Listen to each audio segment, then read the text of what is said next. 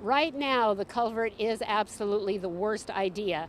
Doing nothing is better than putting in the culvert. According to Right Linda now, the Tatro, area it's all floods about 3 or 4 times. environmental protection, not just a key factor in her marine biology class over the past 25 years at George Washington High School, but something she wants to teach those behind the flood mitigation project.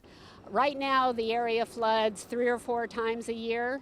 Putting in the culvert, it's been estimated because the drainage would change. We'd be draining the entire area from Kmart to the west, and the whole area would drain into this ponding basin beside us. And when it overflows, it would go into the culvert. And it has been calculated that with that continued flow, that just a half an inch of rain would cause this thing to overflow. The Guam Economic Development Authority has stated the preferred option for the project, based on their consultant's recommendation, is a gravity bay outfall, which involves installing a culvert from the Fujita ponding basin underneath the Fujita Road out to the bay. A group is organizing a protest this week against the project, including Joni Kerr, an associate professor at the Guam Community College and the advisor for the Eco Warriors. The biggest reason why we're protesting it is that we don't want the stormwater to go into the bay.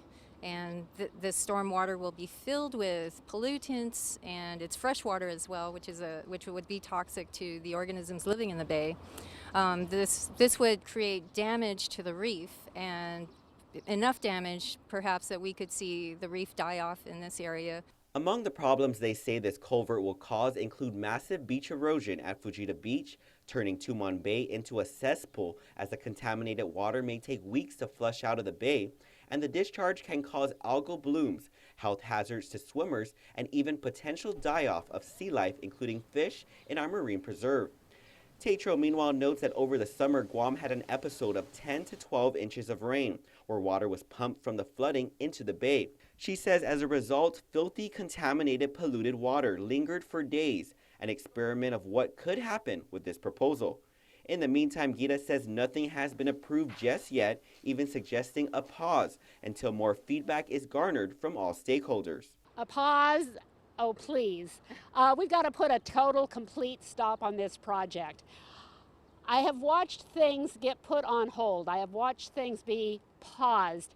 And so the protesters slowly quiet, they kind of settle down, and the plan goes through. We can't have that. I mean, a pause is a start, but we need to put a stop to this. We need support at the protest on Friday to let everybody know that we care.